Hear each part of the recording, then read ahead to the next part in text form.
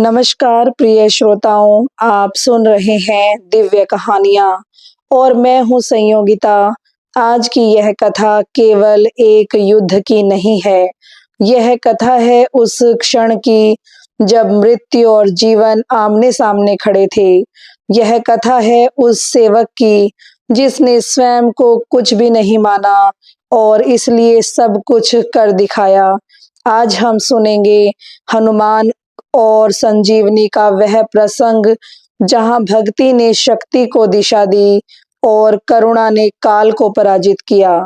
आइए रामायण के उस अध्याय में प्रवेश करें जहां एक क्षण के लिए संसार की सांसें थम गई थी।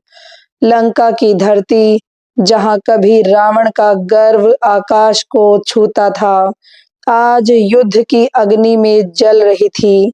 चारों ओर धुएं के बादल थे, शस्त्रों की टंकार थी और आकाश में देवता भी मौन खड़े देख रहे थे। वानर सेना थक चुकी थी, पर संकल्प अडिग था। और तभी रणभूमि में उतरा रावण का पुत्र मेघनाथ।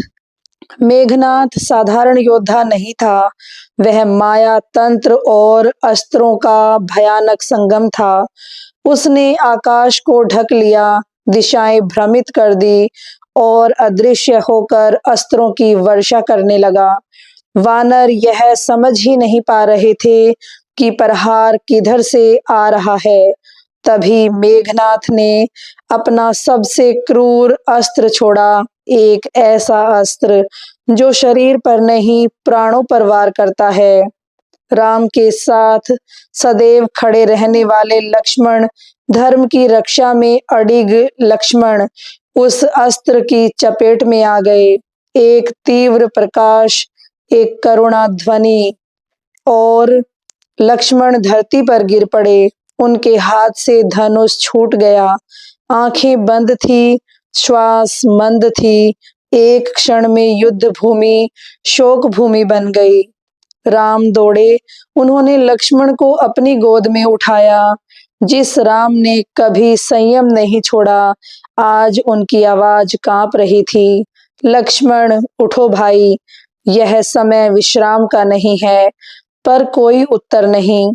राम ने लक्ष्मण की छाती पर कान रखा, श्वास बहुत क्षीण थी। राम की आंखों से अश्रु बह निकले।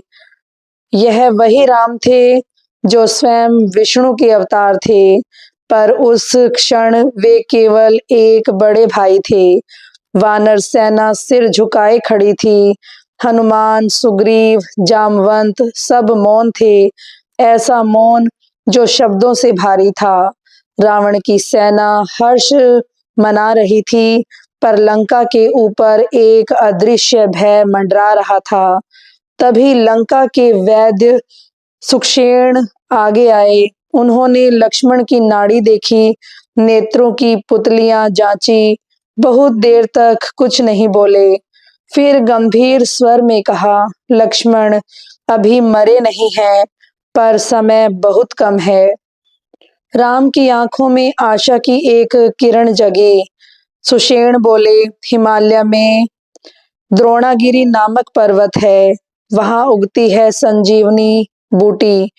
यदि वह बूटी सूर्योदय से पहले यहाँ लाई जा सके तो लक्ष्मण अवश्य बचेंगे।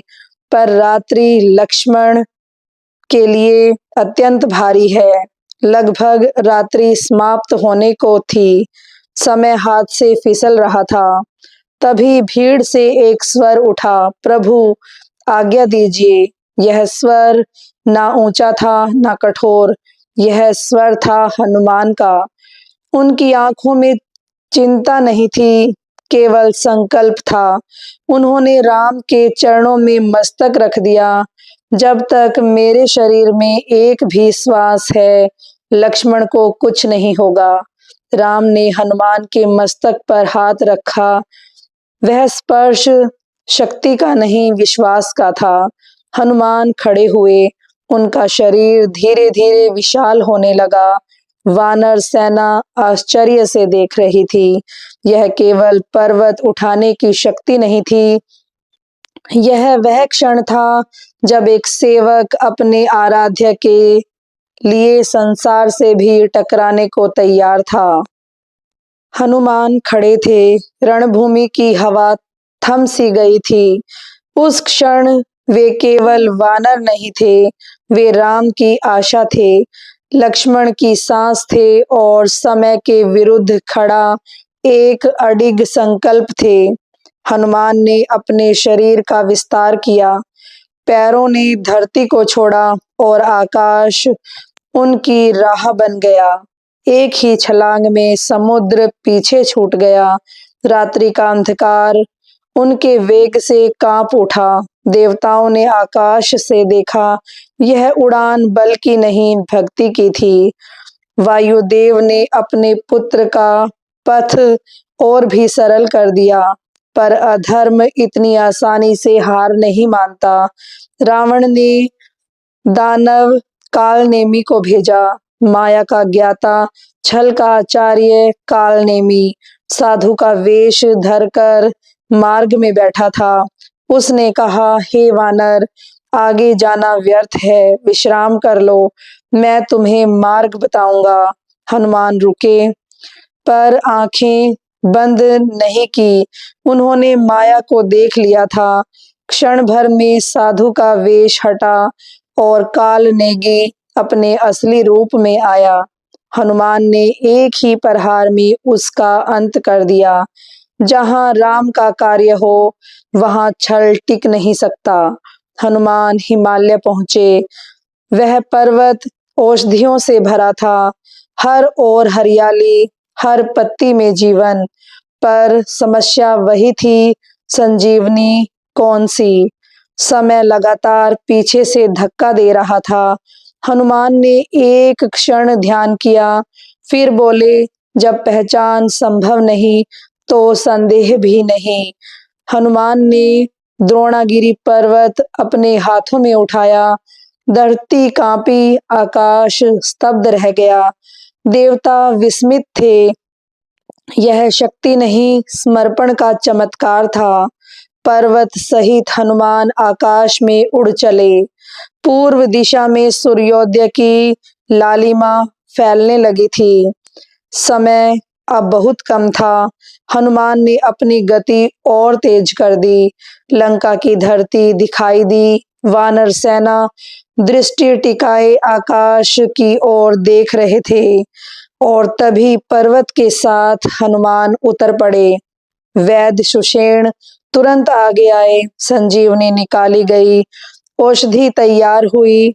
लक्ष्मण के मुख में अमृत तुल्य रस डाला गया। क्षण भर सबकी सांसें रुकी रही, फिर लक्ष्मण के होंठ हिले, छाती में श्वास लौटी, नेत्र खुल गए। राम ने लक्ष्मण को सीने से लगा लिया। उस क्षण रणभूमि में विजय का शोर नहीं था, केवल आंसू थे, कृतज्ञता के, प्रेम के। हनुमान दूर खड़े थे, मौन, नतमस्तक। राम ने उन्हें बुलाया।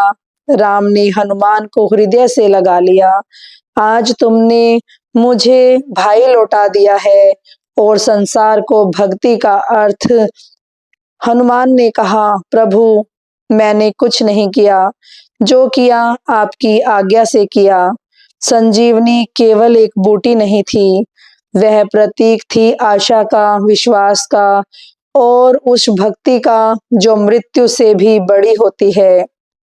हनुमान की उड़ान हिमालय तक नहीं गई थी, वह मानव हृदय की सीमाओं तक गई थी। जहां विश्वास हो, वहां असंभव कुछ भी नहीं रहता और जहां राम हो, वहां हनुमान स्वयं को भूल जाते हैं। अगर यह महाकथा आपके हृदय को स्पर्श कर गई हो, तो इसे आगे बढ़ाइए। जुड़िए दिव्य कहानियां ऑडियो कहानी बाय संयोगिता के साथ। मैं हूं संयोगिता और फिर मिलूंगी एक और दिव्य प्रसंग के साथ।